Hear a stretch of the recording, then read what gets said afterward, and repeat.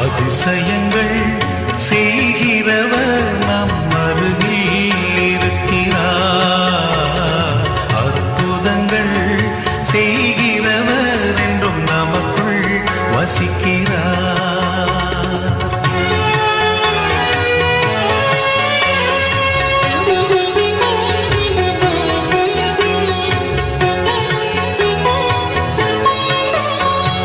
குருடருக்கும் செவிடருக்கும் சுகம் தந்தார் அதிசயம்.